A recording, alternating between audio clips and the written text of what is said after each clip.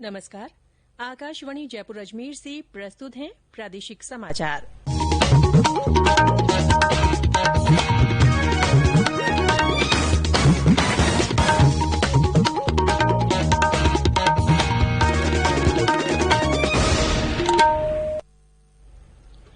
समाचारों के साथ मैं ऋतिका गुप्ता। राज्यसभा में कल कृषि विधेयक पारित कराते समय हुए हंगामे को लेकर सभापति एम वेंकैया नायडू ने विपक्ष के 8 सांसदों को 1 सप्ताह के लिए निलंबित कर दिया है। संसदीय कार्य राज्य मंत्री वी मुरलीधरन ने इन सांसदों को निलंबित करने का प्रस्ताव पेश किया।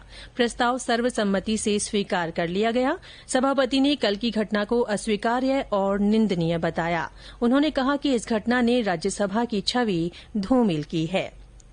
सोशल मीडिया पर आ रही बेबुनियाद खबरों के तहत ये भ्रामक प्रचार किया जा रहा है कि कृषि उत्पाद व्यापार और वाणिज्य संवर्धन और सुविधा विधेयक 2020 लागू होने के बाद कृषि उपज की न्यूनतम समर्थन मूल्य पर खरीद रुक जाएगी। कृषि मंत्रालय ने स्पष्ट किया है कि न्यूनतम समर्थन मूल्य पर कृषि उत्पादों की खरीद जारी रहेगी और किसान अपनी उपज बेच सकेंगे। मंत्रालय ने कहा कि रबी मौसम की उपज के लिए न्यूनतम समर्थन मूल्य की घोषणा अगले सप्ताह की जाएगी। प्रदेश में आज से केंद्र और राज्य सरकार की गाइडलाइन का पालन करते हुए 9वीं से 12वीं कक्षाओं के विद्यार्थियों के लिए आंशिक रूप से स्वैच्छिक आधार पर स्कूल खुल गए हैं। अनलॉक 4 के तहत केंद्र सरकार ने राज्यों को आज से दोबारा स्कूल खोलने की अनुमति दी है। इसके तहत 50% शिक्षण और गैर शिक्षण कर्मचारियों के साथ विद्यालय खोले जा सकेंगे।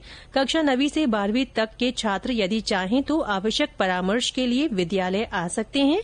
इसके लिए उन्हें अपने अभिभावकों से लिखित सहमति पत्र लेना होगा। हालांकि कंटेनमेंट जोन में रहने वाले छात्रों और अध्यापकों को स्कूल जाने की अनुमति नहीं दी गई है। फिलहाल नियमित कक्षाएं नहीं लगेंगी। कोरोना वायरस की रोकथाम के लिए सुरक्षित दूरी बनाए रखने, मास्क लगाने, हाथ धोने, सैनिटाइजर का उपयोग करने जैसे उपाय कड़ाई से लागू करने को कहा गया है।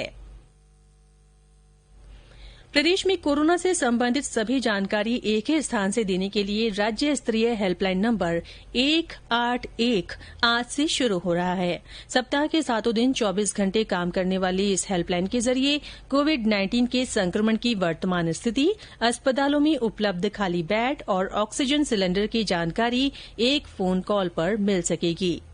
प्रदेश में कोरोना संक्रमण से स्वस्थ होने वालों की दर 83% से ज्यादा हो गई है। वहीं मृत्यु दर 1.16% है। राज्य में अब तक 95,000 से अधिक लोग स्वस्थ हो चुके हैं। पिछले 24 घंटों में 1,664 संक्रमित स्वस्थ हुए हैं। वहीं 18,184 सक्रिय मामले बचे हैं। कल संक्रमण के 1,865 नए मामले सामने आए। इनमें सबसे अधिक 328 जयपुर जिले से हैं। रेलवे ने विशिष्ट यात्रा मार्गों पर भारी मांग को देखते हुए आज से 40 क्लोन रेलगाड़ियों का परिचालन शुरू किया है।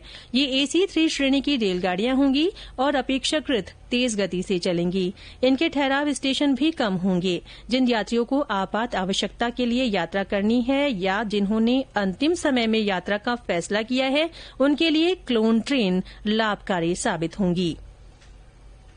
जयपुर में चांदपोल से बड़ी चौपड़ के बीच मेट्रो रेल की शुरूआत 23 सितंबर से होने जा रही है। Jaipur metro rail corporation limited के अध्यक्ष और प्रबंध निदेशक भास्कर ए सावंत ने बताया कि 23 सितंबर को शाम 4 बजे विस्तारित लाइन के साथ इस यात्री सेवा की शुरूआत की जा रही है। पाली जिले के गुड़ा इंदलक क्षेत्र में कीरवा गांव के पास आज एक वाहन के असंतुलित होकर पलट जाने से वाहन में सवार 4 लोगों की मृत्यु हो गई और 10 अन्य घायल हो गए। घायलों को जिले के बांगड़ अस्पताल में भर्ती कराया गया है। मुख्यमंत्री अशोक गहलोत ने एक ट्वीट कर मृतकों के परिजनों के लिए संवेदना व्यक्त की है और घायलों के जल्द स्वस्थ होने की कामना की है। प्रदेश में पिछले 24 घंटों में कुछ जिलों में अच्छी बारिश हुई है। सबसे ज्यादा 74 मिलीमीटर बारिश बांसवाड़ा जिले के जगपुरा में दर्ज की गई है। उदयपुर में कल अच्छी बारिश से जयसमंद बांध और स्वरूप सागर में पानी की आवक हुई। और अब आकाशवाणी जयपुर की विशेष अपील। श्रोताओं, कोरोना से बचाव के लिए घर से बाहर हमेशा मास्क पहनें, 2 गज की दूरी बनाए रखें, बार बार हाथ धोएं और बहुत आवश्यक होने पर ही घर से बाहर निकलें। इसी के साथ प्रादेशिक समाचार बुलेटिन समाप्त हुआ। हमारा अगला बुलेटिन राजस्थानी में दोपहर 3 बजे प्रसारित होगा। नमस्कार।